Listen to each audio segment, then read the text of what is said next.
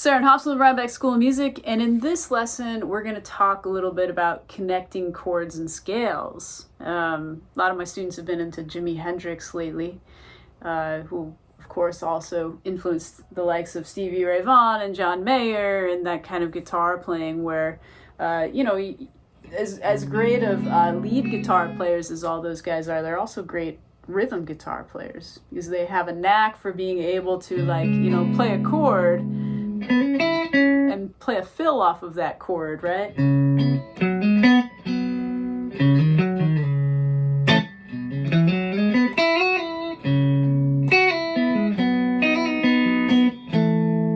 So how do you do all that stuff? Well, I mean, it can get complicated, but we're going to take it back to the basics. So what you want to start with is a chord progression that's diatonic, and when I say diatonic, it means all the chords in the chord progression are in one key. The key doesn't change, right? So there's a lot of examples of Jimi Hendrix songs where he changes key, he goes out of key, right? But we're going to stick with a really simple example, a 3-chord song, All Along the Watchtower, which is just C sharp minor to B major to A major. Right? We're going to talk about how to fill off of those and some examples of that. So essentially you want to know your key center. So this is a C sharp minor, a B, and an A. So this is a 6 to a 5 to a 4 chord in the key of E major, or you could say it's a 1 to a 7 to a 6 chord progression in the key of C sharp minor, right? Because they're relatives. E major and C sharp minor, they're relative keys. They're really the same notes. But since this starts on a minor chord and always resolves back to the minor chord, I would say it's more in a minor key than a major key, right? So within that, you can use your C sharp minor pentatonic to get your bluesy sound. And what's really cool is you play the C sharp minor chord, and right within that chord, you have your 4th pattern C sharp minor pentatonic scale, which goes 4-7, 4-7, 4-6, 4-6, 5-7, 4-7. So if you take this chord, the C sharp minor, and you just kind of play the scale off of that chord, you have this.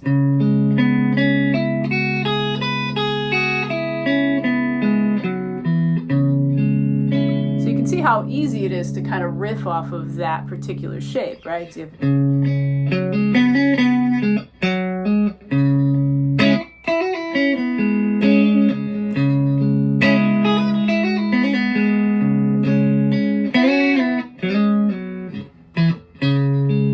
it's all right in that shape, which is very cool.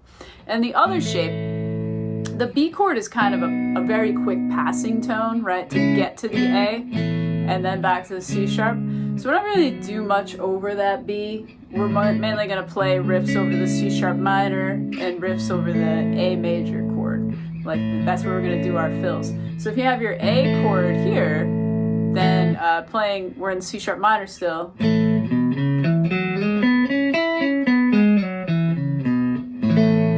Right? So our scale is right there. So you can see how easy it is to kind of fill off of that too.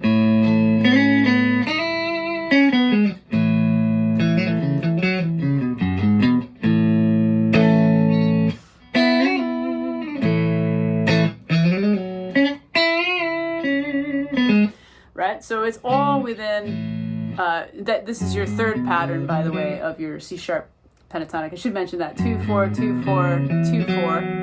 And then I kind of go into the next shape. But you could stay in this area too and do your whole 3rd pattern here, which is 2-4, 2-4, 2-4, 1-4, 2-5, 2-4. Or you can mix it in with the other and do that connection pattern where you go 2-4, 2-4, 2-4, slide over to the 6, 4-6, 5-7.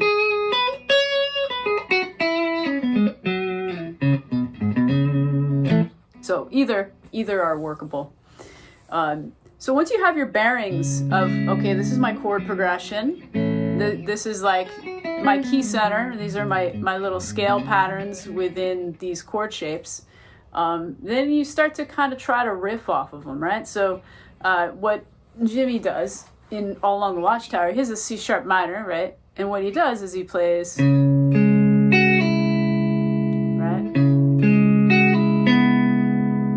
Which becomes like a C sharp minor 7 in a way, right? And where does this note come? It comes right out of the scale, right? He could have added this note. And you can if you're improvising on this. You could add this note. Right?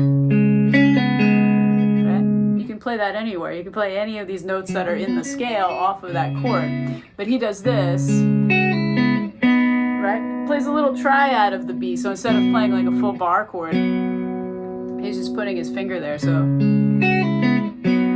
right? And then the A, he's putting just a C sharp in the bass. That's an inversion. That's a, you know, a first inversion chord of A with C sharp in the bass. So you have. Now here's the fill. Right? So he's going right up that scale. And then back. So.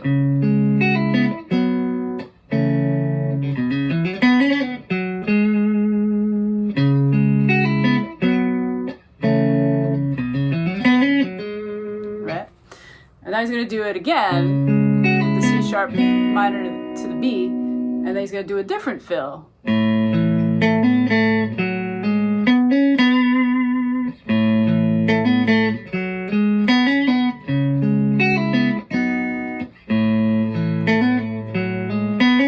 So here's the next one.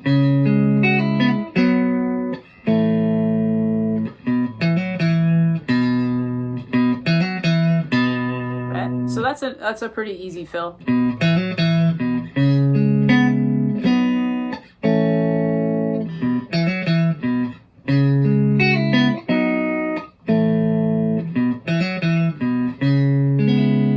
Okay, now we're just going to arpeggiate the C sharp minor, the B to the A, and do a little bend. So.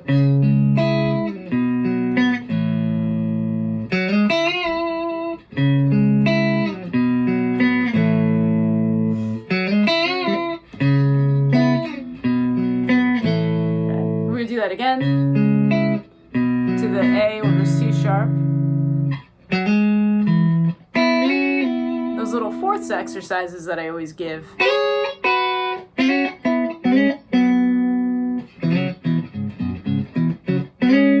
Right? Those are always fun to throw in there too, and that's what that is. Right? So you have.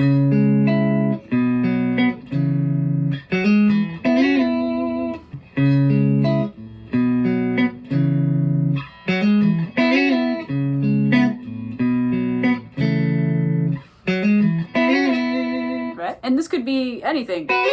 You could do little fourths. You could do them there.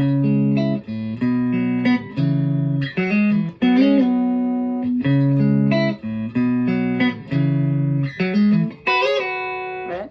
Anywhere like you practice your scales like with those fourths, if you do them in every pattern, then you have all these things at your disposal when it comes time to play. And then sometimes he even plays through the C sharp minor. So instead of playing that C sharp minor chord, he'll do like a little fill over that. So.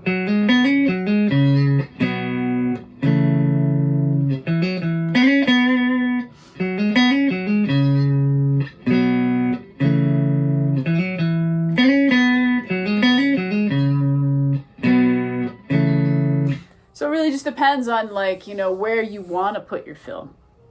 And, you know, the fill can happen over the C sharp minor. It can happen over the A. That's mostly where it happens. The B, like I said, is more of a passing tone. And you can kind of arpeggiate that B. There's things you can do over the B. But it kind of makes it cleaner if you just decide, oh, I'm going to fill over the A.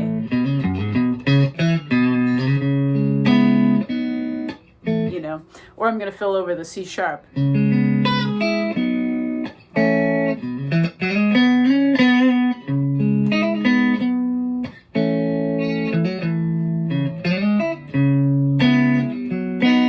Now I'm just kind of improvising.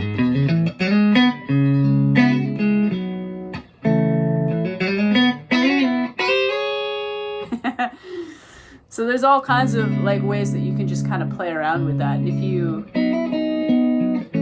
watch the Mr. Tabs video on all the little variations and things that are possible, it's really just 3 chords that you're playing over and over, and then you've got your pentatonic scale. It's just, how do you make music out of that?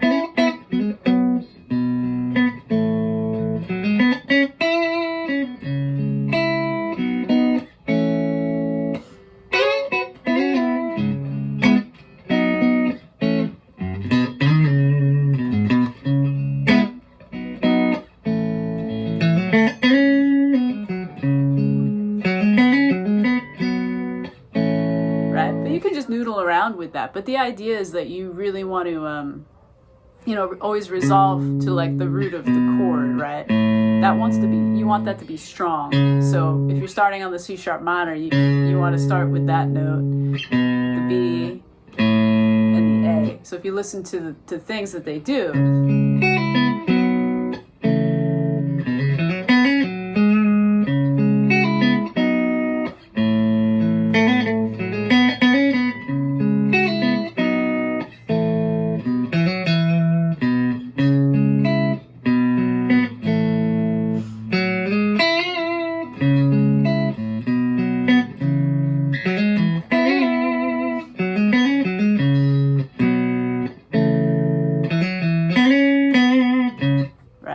so those roots are strong. You always kind of know where you are in the song. You're not like really getting lost, So that's kind of the home base. You just always want that to be in your head. Da, da, da. And whatever you do in between is up to you, right? So that's a fun loop to do. Just C sharp minor, B.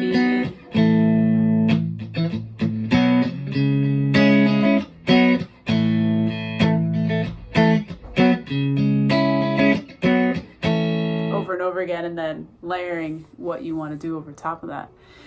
So anyway, I hope that was helpful. That's just like one little lesson on that concept. If you haven't already, visit www.rhinebeckschoolofmusic.com and subscribe. Become a patron, patreon.com/rhinebeckschoolofmusic. I'll see you at the next one.